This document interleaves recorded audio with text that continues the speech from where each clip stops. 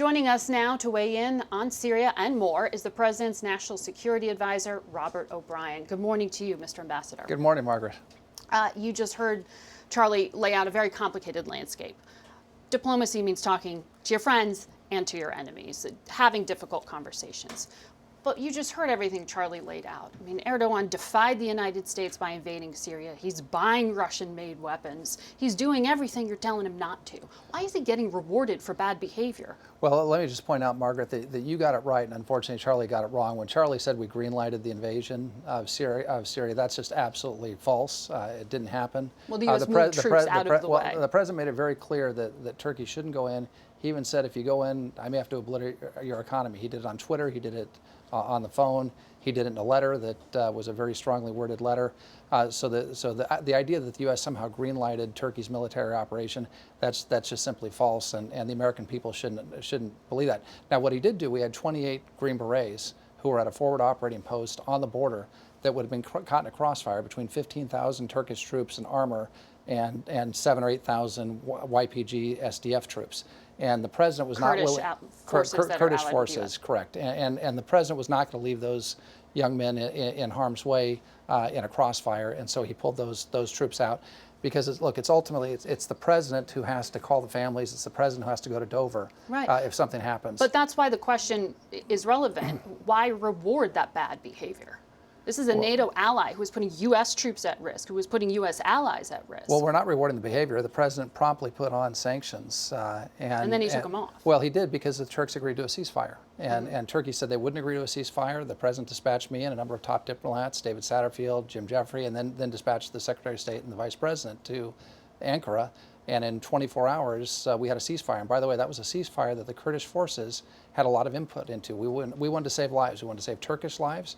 And keep in mind, there were Turkish civilians being killed and rocketed by the Kurds. There were Kurdish folks being killed, including Turkish soldiers. We got a ceasefire, and in a short amount of time, we got those Kurdish soldiers evacuated to a safe area.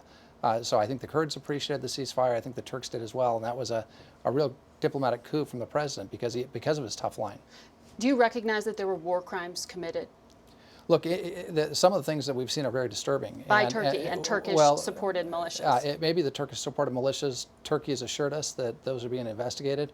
We're very concerned about those issues, the war crimes issues. We're watching them. We're monitoring them very closely. There is no place for genocide, for ethnic cleansing, for war crimes in the 21st century.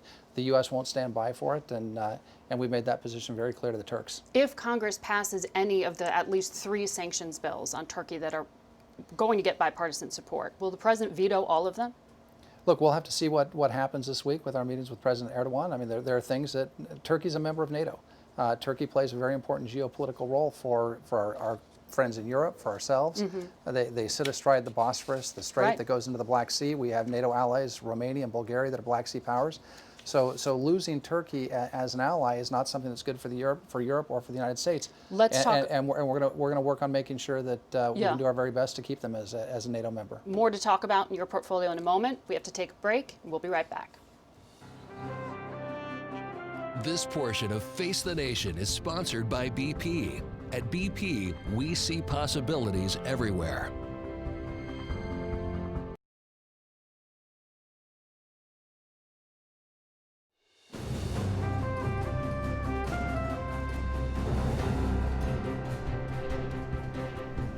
Welcome back to Face the Nation. We continue our conversation with Ambassador Robert O'Brien, National Security Advisor to President Trump. I want to pick up on this idea where we left it with Turkey coming, and they are a NATO ally, as you emphasized. One of our NATO allies, the French president, Emmanuel Macron, said this week that NATO is suffering a brain death because of lack of American support and resolve. From what he's seeing, and then what we're seeing with Turkey causing these cracks in the alliance, I mean, you must be very concerned. Is that why you've brought the NATO Secretary General to the White House this week as well? Well, we have a NATO summit coming up the 3rd and 4th of December, so we'll be in London for that summit. I think it's going to be a good summit between NATO allies. NATO is an important alliance to us, but look, I think the cracks that have formed in the alliance are because we have members of the alliance that aren't paying their fair share, that aren't spending money on defense. I mean, the United States taxpayer and the taxpayer of 8 of the NATO countries, taxpayers of 8 of the NATO countries that are spending their 2% on national defense. We spend over 4%. They're doing the right things, but there are a bunch of countries, including Germany and others, that aren't paying their fair share. It's not right for the American taxpayer to have to defend these countries that don't want to defend themselves. So the president has been very, very strong on this issue. There's been $100 billion in new NATO defense spending since he took office. That's a great accomplishment of President Trump. I think the Americans are happy about it, and I think most Europeans are happy about it. Well, Emmanuel Macron was voicing out loud some real concerns. And if you look at what Turkey has done, as you just described, you thought that there was a potential NATO ally would fire on the United States, intentionally or not, in Syria. You've also seen Turkey go ahead and buy Russian-made weapons in defiance of NATO. Yeah, we're very upset about that. And can you get behind sanctions on them? I mean, they're supposed to be triggered by Congress. Well, look, if Turkey doesn't get rid of the S-400, I mean, there will likely be sanctions. The CAATSA sanctions will pass Congress with an overwhelming bipartisan majority, and Turkey will feel the impact of those sanctions. We've made that very clear to President Erdogan.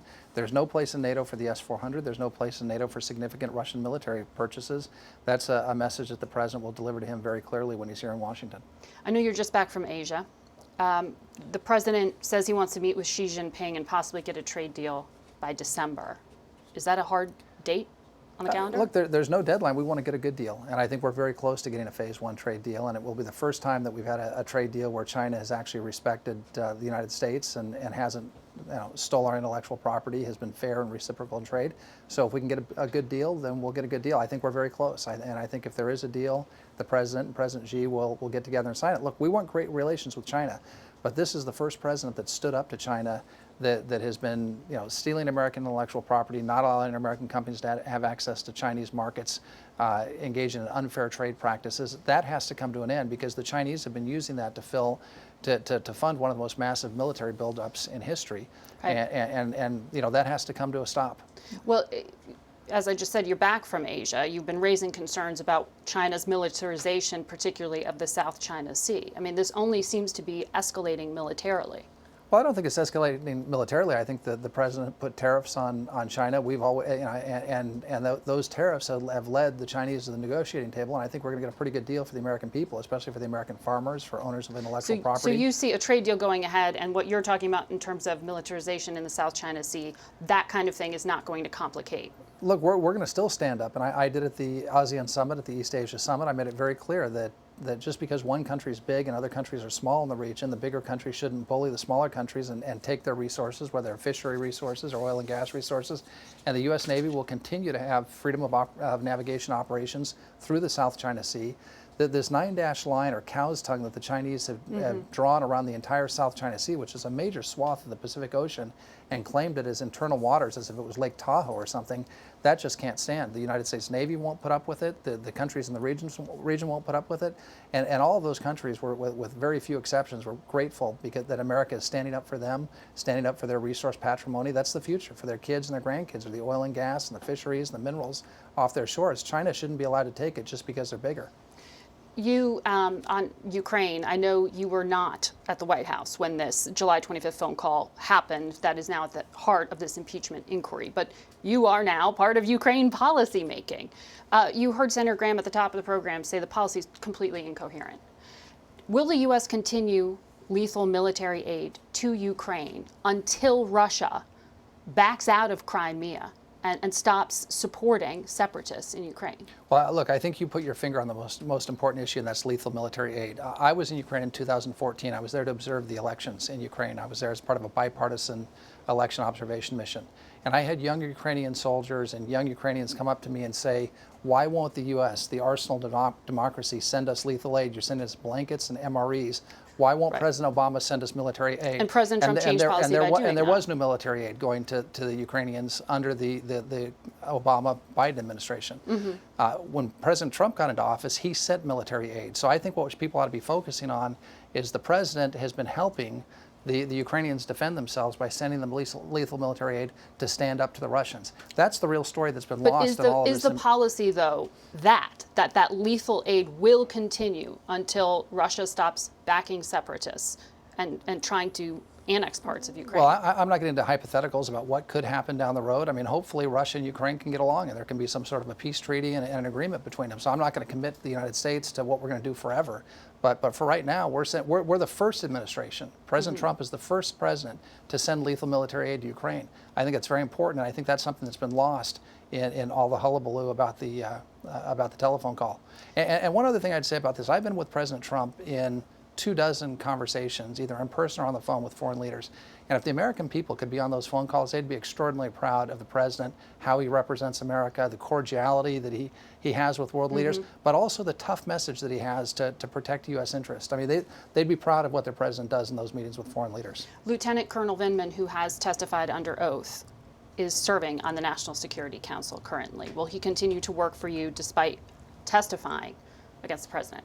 Well, look, one of the things that I've talked about is that we're streamlining the National Security Council. It got bloated to like 236 people up from 100 in the Bush administration under President Obama. We're streamlining the National Security Council. There are people that are detailed from different departments and agencies. My understanding is that Colonel Vindman is detailed from the Department of Defense. So everyone who's detailed at the NSC, people are going to start going back to their own departments, and we'll bring in new folks, but we're going to get that number down to around 100 people. That's what it was under Condoleezza Rice. She came and met with me. I've met with a number of my successors. Right. We don't need to recreate the Department of Defense, the Department of State, the Department of Homeland Security over at the White House. We've got great diplomats and soldiers and folks that do that work for us in the departments. Just to button that up, though, you're saying Lieutenant Colonel Vindman is scheduled to rotate out. You are not suggesting in any way that there will be retaliation against him. I never retaliate against anyone. So it's but his time is coming to an end. There will be a point for everybody who's detailed there, Okay. that their detail will come to an end. They'll go back to their agency. And what we want them to do is take the experience and skills they learned at the White House, take it back to their departments and agencies, and do an even better job there. And so we're grateful that we can have these detailees come in, and they'll come spend a year, maybe a little bit more at the White House, and then they'll go back to their agency, and they'll do a better job at their agency. All right. Thank you very much, Thank you for Ambassador having O'Brien, me, for Margaret. joining us.